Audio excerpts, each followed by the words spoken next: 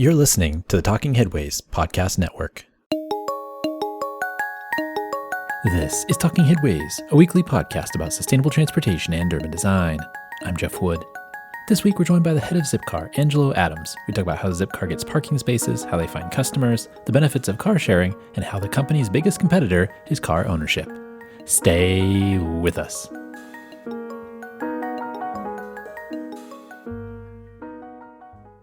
Today's podcast is brought to you by our wonderful, amazing Patreon supporters. Your support is critical to Talking Headways and Mondays at the Overhead Wire. We really appreciate it. To join this gang of zoning misfits and transportation rabble-rousers, go to patreon.com/theoverheadwire. $2 a month gets you some stickers and a handwritten note. $10 a month gets you one of our transportation scarves. Thanks so much to everybody who supports the show, from the bus drivers to the advocates all around the world. That's patreon.com/theoverheadwire. And for more information on our work and where to find our daily newsletter, the Transportation Scarves, our Cars Are Cholesterol merch, buy books from the authors that join us on the show at our bookshop affiliate site, or find our audiobook version of Raymond Unwin's Town Planning and Practice, check out the show notes on your podcatcher or visit theoverheadwire.com. Well, Angelo Adams, welcome to the Talking Headways podcast. Hey, Jeff. Well, thanks for having me. I'm excited to be here to talk to you about Zipcar and mobility solutions. Awesome. Well, before we get started, can you tell us a little bit about yourself? Yeah, so my name is Angelo Adams. I'm originally from Philadelphia, Pennsylvania. Went to school undergrad at West Point, majored in mechanical engineering, served 5 years in the United States Army, including jumping out of airplanes with the 82nd Airborne Division, deployed to Iraq in support of OIF, as well as I served a year in Korea. I then went on to get my MBA at the University of Michigan and been working in corporate America ever since. Most recently, the head of Zipcar. Awesome. What was your first kind of foray into transportation? Was it something that interested you since you were a kid, or was it something that came up later in life? Yeah, interesting. My prior job to Zipcar, I was actually at Otis Elevator, right? And so when you think about transportation, most people don't think about the vertical transportation that exists in buildings, right? And so at Otis for the past, 12 years, I was a leader and a manager in the elevator space. And so I still look at that. We still call our elevators cars, right? So I still look at that as transportation. When I found Zipcar, I really found a company that aligns with my passion for improving cities. And with Zipcar, we're looking to solve real world problems with great business solutions. And I just felt that this aligned pretty well with my passions. Yeah, I guess, a lot of folks consider elevators the original autonomous vehicle, right? You just push a button and it takes you where you want to go. That's right. And you don't realize elevators, like elevator mechanics and, services exist until the elevators don't work. And then you realize there's no way to get up to the 14th floor. Without hiking, right? Right. Well, I don't imagine there are too many folks listening to this show that don't know what Zipcar is. But if you could give us a little bit of background and explain what Zipcar does and maybe how it started and how it's going. Yeah, so Zipcar is the world-leading car-sharing company. We were founded over 2 decades ago in 2000 by 2 women from MIT. And it was this whole idea of reducing car ownership and having more of a shared space. So, when you own a car, there's a lot of congestion, there's a lot of carbon that get emitted. So we're focused on improving the car-sharing experience so that we can make car sharing just as convenient and as easy as it is to own a car. And that makes a lot of sense because I think a lot of folks, especially that live in cities, are trying to, reduce their auto usage, or it just makes a lot of monetary sense. I mean, that's the reason I joined Zipcar initially, was I sold my car and I decided that, I was tired of getting $75 parking tickets on my street when street sweeping came around. And then also my clutch was dead in my car, so that didn't help either.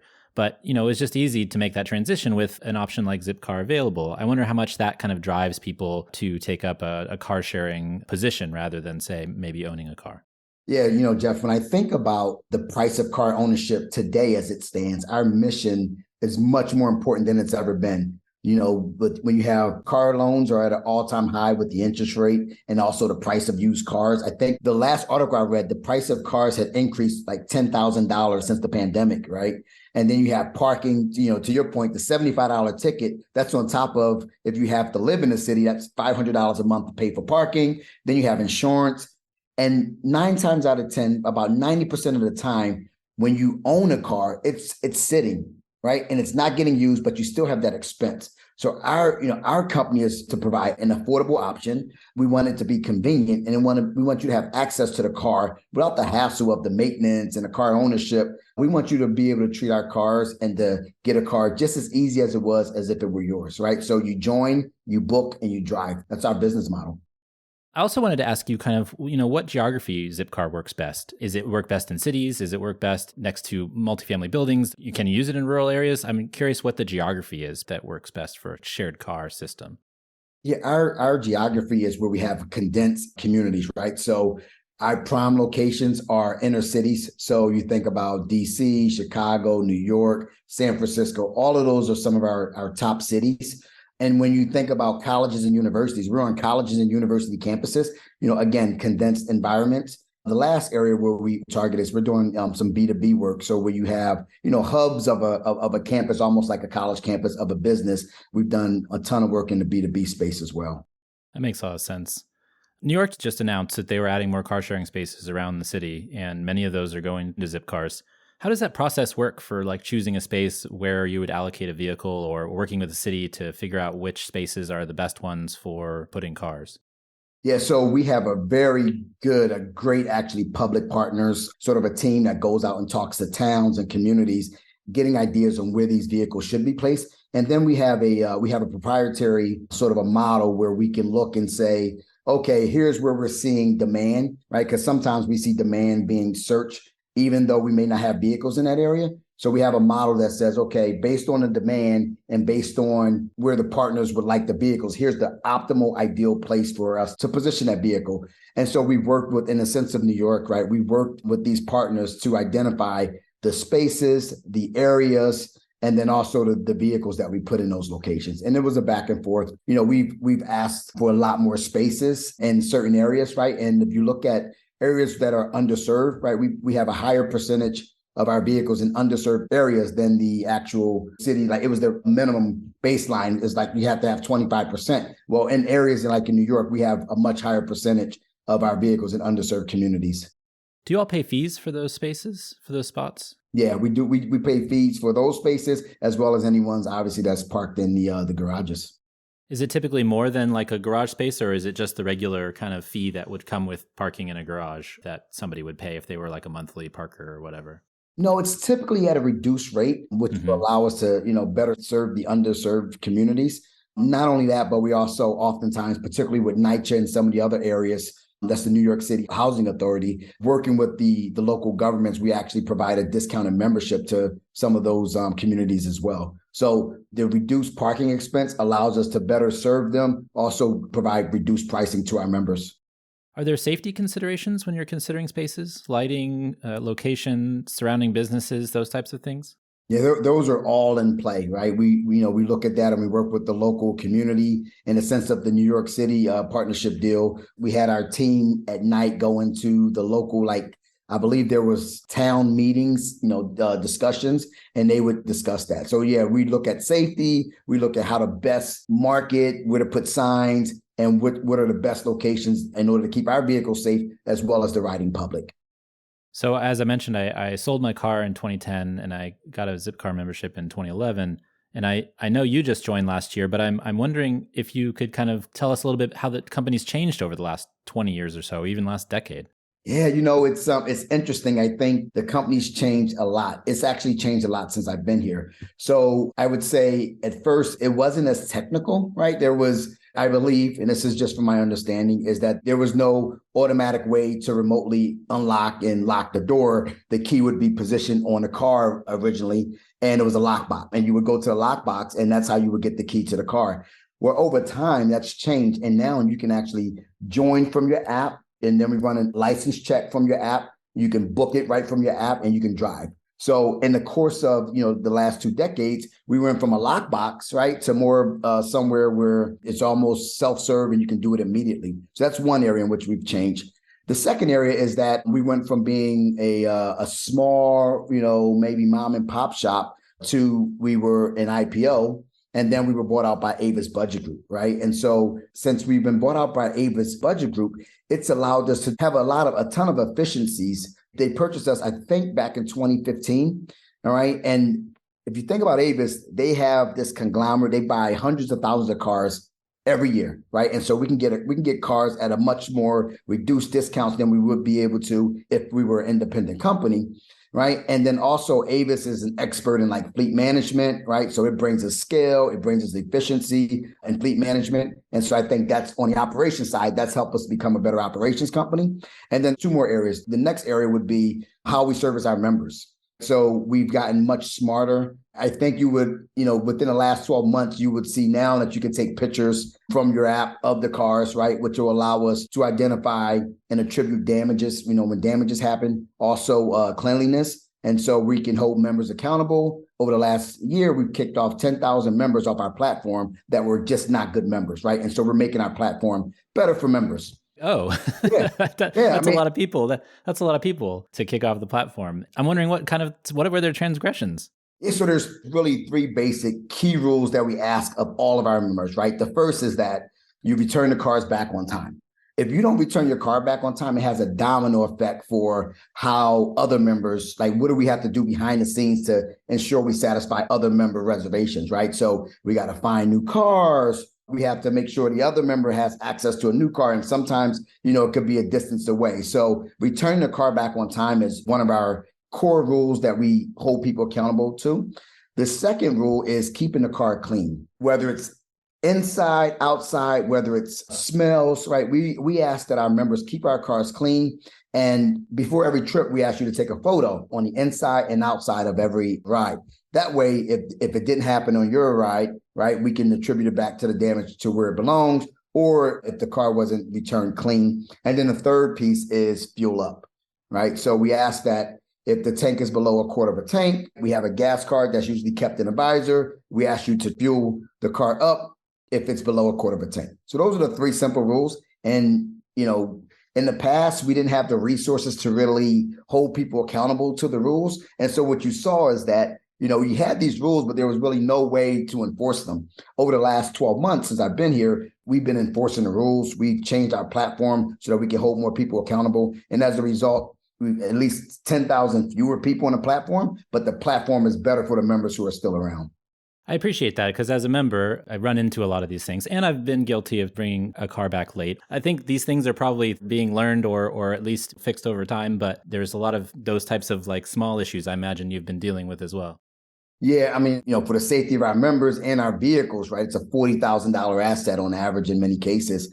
I would say that, over time, one of the things that we're looking to do is we're looking to when we talk to our members, one of the things they talk about is being able to like change reservations at the last minute, right? And obviously with this remote feature, it doesn't allow that sometimes. So one of the products that we will be rolling out in a short future is allowing people to change reservations and to make switches at the last minute, self-serve, right? So if you show up to a car and maybe the car is dirty, or if you need to change it because you need a bigger car or a smaller car, you can move that reservation yourself to a car that may be a block away or 2 blocks away or maybe right next to it. I appreciate that too, because there was one time when I tried to get my car, it was gone because somebody hadn't returned it on time. Mm-hmm. And there was a perfectly good car that was available next to it, but I couldn't cancel the one that I was in. So I was stuck standing there with a car that I could have used and somebody else is, out with the car that I was supposed to be using. And so it was like this, chain of events, and I couldn't get on the phone with somebody. And so it wasn't something that was easy to fix. So I appreciate that as a member for sure. Yeah, we've done some market research, and that's one of the things that we're working on to, again, improve the member experience. Yeah. When was your last Zip trip? My last Zip trip was about 2 weeks ago in New York City, actually. I usually go down to Newark and New York, and I visit my teams. And then when I'm in Boston, I also use Zipcars that are parked right outside of my office. So very familiar with how the app works, very familiar with the experience. I like it. I think we started the photo taking back in October and November, and we're even getting better and quicker at how quickly we assess those photos and then either attribute or make corrections or call our cleaning team to clean some vehicles, right? So it's more of like a community where you send in photos, we have a grounds team. And so between the member and between our grounds team, we're able to service the vehicle as quickly as possible to make sure it's member ready. Another big point these days is electric vehicles, and that's something that I feel like a lot of folks have been talking about. How does that discussion permeate what you all are doing? EVs are becoming increasingly more and more popular, right? Our mission is to enable simple and responsible urban living. And so we believe that the future of vehicles is electric, right? And as the world leading car sharing company, we have to have an environmentally sustainable solution that has a car free and car light that we all can enable. So we were the first car sharing company in the US to provide both electrical and hybrid vehicles. And so for us, we're engaging with EV experts, we're working with our public partners, and we're leveraging our relationships with our parent company like ABG to scale up and to be efficient with how we position, what do we position, and when we position our electrical vehicles. And what about charging infrastructure? I guess that's something too that you need to think about if you're going to have electric vehicles and they park in the same space every day. Yeah, that's exactly right. Charging infrastructure. So there's really four paths to how we, adopt EVs. The first path is scaling our fleet. And so we work with our parent company, Avis Budget, to ensure that we have the best vehicles, where to utilize the vehicles, and introduce the vehicles to our members when they're ready.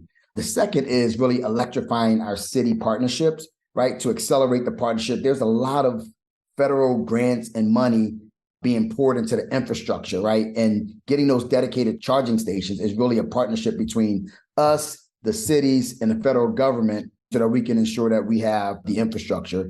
And then the third piece that we've committed to as part of the White House EV Acceleration Challenge is making sure that we put EVs in underserved communities, right? We have a prime example of a program that we rolled out in Sacramento. It's called Our Community Car Share. It's a Sacramento-based program. We have 18 EVs out there right now. It's in affordable housing areas. And our members there, they take about 20,000 trips over a 3-year period.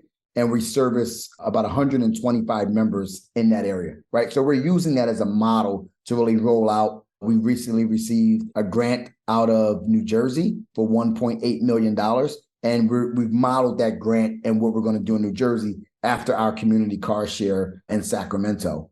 And I would say the last thing is really accelerating this partnership, right? Because as the industry leader, we got long-standing relationships with cities, with colleges and universities, both commercial and residential complexes. And it's important that we all kind of come to play to figure out how do we best electrify our cities, electrify our colleges and universities, and know where the electric infrastructure is so then we can put cars there as part of Zipcar. You mentioned equity. It's something that comes up in a lot of shared mobility spaces, in scooters, bikes, et cetera. I'm wondering what the internal process is for deciding kind of where vehicles are going to be put and how equity, comes into play in those decisions. So for us, equitable access to transportation and environmental friendly transportation is a key benefit of getting to that car free and car light solution, right? And we enable that by having these partnerships where, in many cases, sometimes the cities and the towns will tell us these are areas that are underserved where we would like for you to put cars. And we work through that with the cities and towns. And really 63% of our Zipcar members are really curious and optimistic and excited about EVs. And if asked, half of them will lean toward actually renting an EV. And so we got to make sure, and we make sure that it's not just exclusive to areas where, people can afford the car. The great thing is we have a car sharing solution that we can put in areas where they might not be able to afford electrical vehicles and share that as part of the community.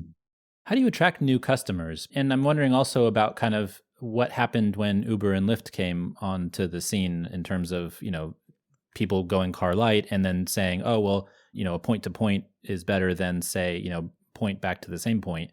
And I feel like obviously it's something that meshes together with transit and bike share and all the other things that we care about in reducing VMT. But I'm wondering, how do you attract customers because of, the shift in mobility, because of the need to reduce VMT, the need to reduce vehicle travel overall. There's a need to get more people into options like Zipcar if we're going to meet our greenhouse gas emission goals. So I'm wondering how you attract new customers, because at some point you have a customer base that's very loyal, that's been with you probably for a long time, but you also need to attract new customers because ultimately that's going to be a benefit to, our goals of reducing driving and reducing emissions. Yeah, no, that's a great question. So there's probably 3 main ways where we attract, right? I think the first one that I've mentioned a couple of times here is really those partnerships, right? So as we're going in these communities, right, part of what we do in the partnership is ensuring that we have a way to market to the local community, right? Whether it's coming to community meetings, whether it's advertising, whether it's, demonstrating how to use the app and how to book a car, right? So we work with our partners to help us to accelerate the membership growth, because it's good for them to accelerate the membership growth as well as for us, right? Because then that way they see the benefit of the car sharing more quickly. The second is we have a very good online sort of marketing program where we know, okay, here are the type of people, here are the members that we're going after, right? And then we use Google, we use, Amazon, we use other ways, Facebook and Instagram, in order to target those audiences. And then the third thing is your traditional marketing, right? Of just sometimes we run, bigger ads, newspaper articles or magazines that our members would like to read. And we try to find ancillary benefits. And then I guess the last thing would be word of mouth, right? And word of mouth is huge, because when you share your experience, Jeff, your friends value your experience and they value your expertise, and your trust and your loyalty helps to drive, people who are like you and your friend group to our product. The other side of that question that I had earlier was, how has ride hailing impacted Zipcar and the car sharing industry? I imagine that, when Zipcar started in 2000, it was a little bit different than it is now in terms of what options you have available. Yeah, we found ride hailing and the bike solutions and we found it to be really complementary to our business. Really, our biggest competitor is car ownership, right? 70% of people in inner cities still own cars. And 90% of the time, those cars are sitting, right? So there's still a large potential for car sharing in that space. When you think about like ride hailing, there are often times where if you're driving for Uber or you're driving for Lyft, maybe your car gets into an accident or your car needs to be repaired. And we actually have a partnership with Uber where we supply cars to Uber, right? So you may want to drive for Uber, but you may not have a car because you can't afford a car. So you can drive a Zipcar through the Uber program. Right. So we enable members to really control their driving experience. So if you're looking to go one way, right, Uber, Lyft, those are probably your best options, right? But if you're looking to really own your trip, own your experience, go out and go on your family escapes and then come back, right? That's us. So we're not a taxi, right? We're more of a service of you having your own car and having control of your trip. So I would say, to answer your question, our biggest competitor is still car ownership, and we find the other ride-hailing services to be really complementary to how we operate. And what about transit as well? I mean, I imagine that's complementary too. I mean, it is for me, but I don't know about other members of Zipcar. Yeah, we find transit to be exactly the same, pretty complementary. So, for instance, you may have to get to your Zipcar, right? So you'll use transit to maybe go a couple blocks away, then you get into your Zipcar, and then on the return, it's the opposite, right? Or you may scooter to the Zipcar, put the scooter in the Zipcar, take a ride across town for 3, 4, 5 hours, then come back, get on your scooter, and then go back home. So it's really been complementary what we've seen in transit and ride hail. There's other car sharing companies that have disappeared. Car2Go, Share Now, those types of organizations with other car companies. I'm wondering, kind of what keeps Zipcar going and what keeps folks sure that you all are going to be around for a while. We've been around for over 2 decades. And you're right. We've seen, particularly during the pandemic, we've seen them come and go, right? And we're the world leading car sharing service because we provide a solution that's affordable, it's convenient, it's access to car without the hassle of ownership. And there's really 3 things. It's the partnerships, our best-in-class member experience, and our operational efficiencies. And so we're committed to providing members with a social, responsible, and sustainable transportation option that really supports this global, environmental, and communities and making cities more livable. And so that's our strength, is we have a strong public relationship team, and we offer integrated mobile solutions to reduce the number of cars on the road. So it sounds easy, right? But the 3 of those things together make us very powerful and makes me more confident than ever that we're going to be here for years to come. It's our partnerships, it's our best-in-class member experience, and it's our operational efficiencies. And those are the things that set Zipcar apart. Is there anything that worries you about transportation today? I don't know. I'm excited about where transportation is going. I'm excited about EVs. I'm excited about the potential of autonomous vehicles, right? Because when you think about autonomous vehicles, right, there could be a play in that for Zipcar, right? It could be most people aren't going to be able to afford autonomous vehicles, right? And so we would have to have, again, this shared approach with autonomous vehicles. So we could put a Zipcar right outside of your apartment, your hotel, and where you work and where you live. And then you can get in that. And one day, maybe that Zipcar becomes very similar to an Uber, right? Very similar to a Lyft, where you get in that car, the car takes you to where you need to go, and then the car goes back in return, right? So I'm excited about the future of mobility. I'm excited about the future of Zipcar. There's a lot of things we got to do between, ICE cars, EV cars, and autonomous cars. But I've got a great team that really supports our membership base on a daily basis. And so I'm confident that we'll get there at some point. Do you all have safety concerns with drivers? I mean, the drivers that you're lending cars to, like you said, $30,000, $40,000 vehicles. Are you ever worried about safety in terms of the drivers and how they're, trained, I guess, or how they operate the vehicles that you're lending them? Absolutely. Safety is a huge concern. And what we do up front is we run license checks and MVR checks. And we have a very proprietary system for how we evaluate drivers and who can join our platform, right? And that's the safety aspect of it, and their driving record is part of, how we've kicked some people off. So it's been the community rules, right? But it's also been, whether or not people are proven to be safe drivers, right? And so we look at driving record, we look at their community score, we look at how often they drive, and if they had a crash or a wreck, how was it handled? So there's a holistic solution that we look for. Safety is a big concern, but we've got pretty good parameters. It's never foolproof. We do have accidents, right? We do have situations but we have parameters in place to keep it to a minimum. And we take a look at that on a monthly, weekly basis. We look at our stats, and then we adjust where needed. Coming from a other company, like you mentioned earlier, Otis Elevator, is there something that surprised you about the car share community? One of the things that surprised me was how many companies there are that come and go in the space. I wasn't as familiar with car sharing. Since I've been here, we've seen many companies, through the pandemic come and go. And, everybody comes in and they're, very gung-ho about, this is a solution that cities and towns and universities need. And we agree. People tried the peer-to-peer. Some people have tried the owner-operator, owner maintenance. The peer-to-peer is sometimes challenging, right? And we've seen the peer-to-peer companies, come and go. Some are still here, but if you read about them in a newspaper, if you read about them on the street, they could be going soon. And so that's been very surprising in that we know that there's a solution that's needed. There's a ton of companies that have tried to come and do it. But I think what makes Zipcar a sustainable solution that's been around for 20 plus years is the three things I talked to you about, which was the partnerships, the best-in-class member experience that we deliver, and our operational efficiency. And together, right, that's hard to replicate. You can probably do one, right? You can probably do partnerships. You can probably provide a good member experience. You may be able to provide operational efficiency, but when you tie the three in together, it makes for a dynamic solution that we can deliver to our customers.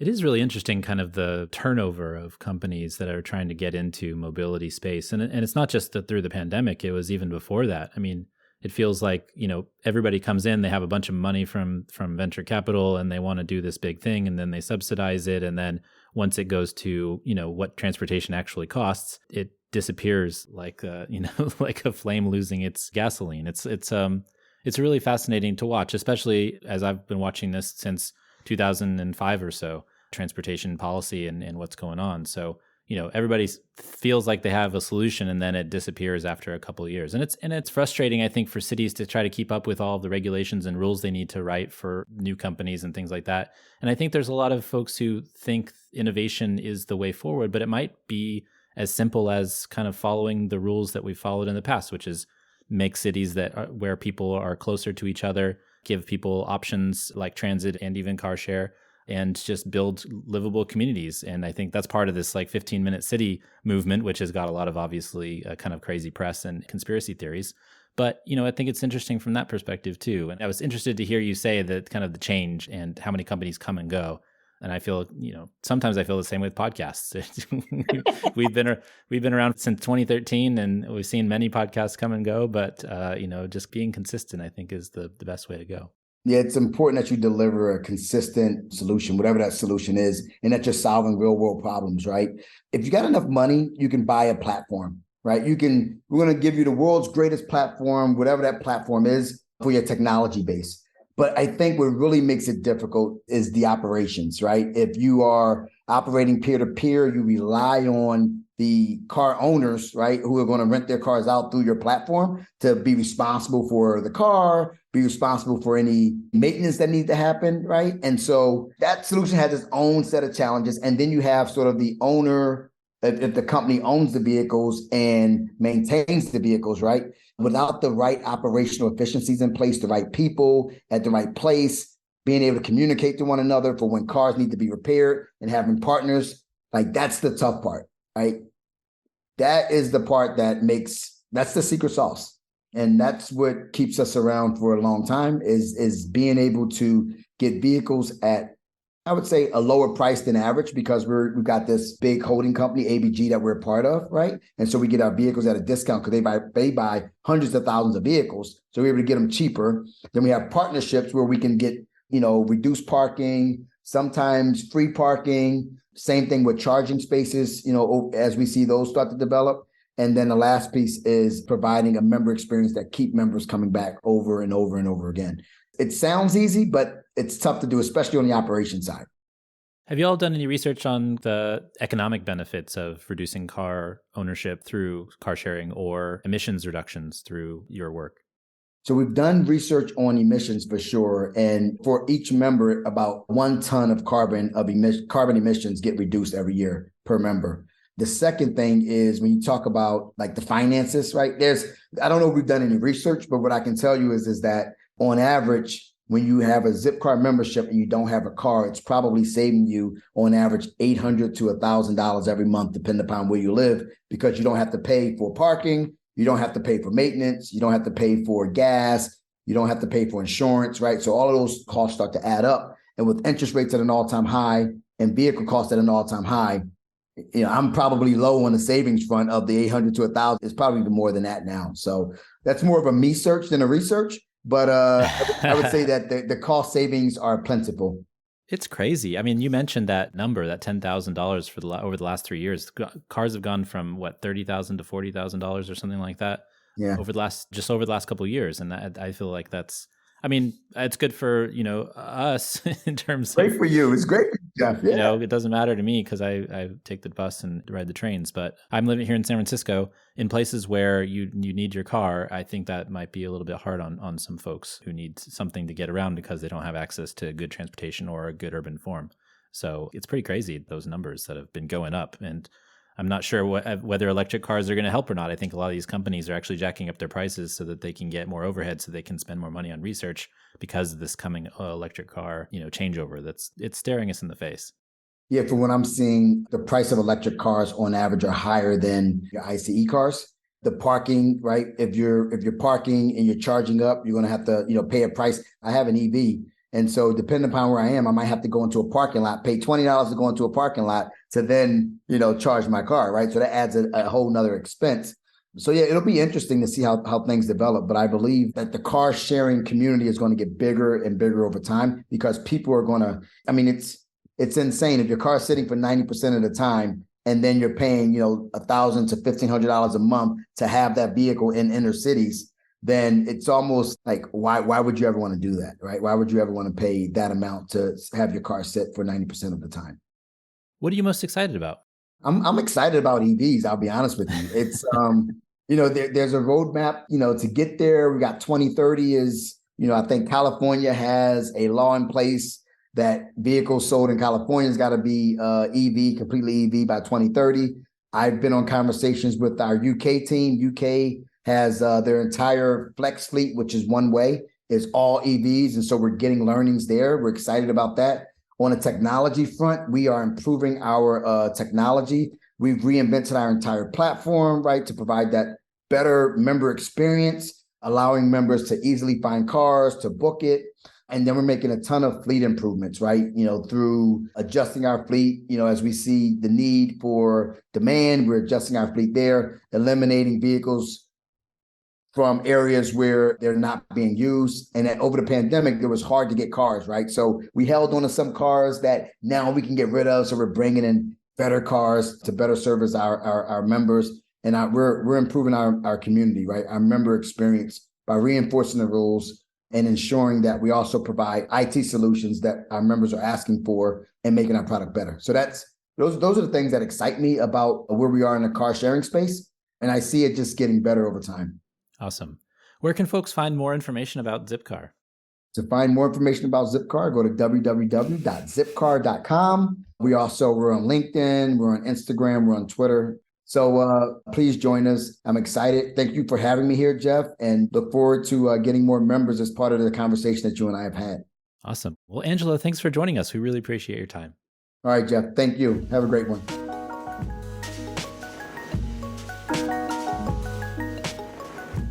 And thanks for joining us. The Talking Headways podcast is a project of The Overhead Wire and published first at Streetsblog USA. Thanks to our wonderful Patreon supporters for sponsoring this week's show and Mondays at The Overhead Wire. Find us at patreon.com/theoverheadwire. And you can sign up for our 16-year-old newsletter at theoverheadwire.com. And you can also listen to our show on your podcatcher of choice, including Spotify, Stitcher, SoundCloud, iHeartRadio, and Apple Podcasts. And if you can't find it there, you can always find its original home at usa.streetsblog.org. We'll see you next time at Talking Headways.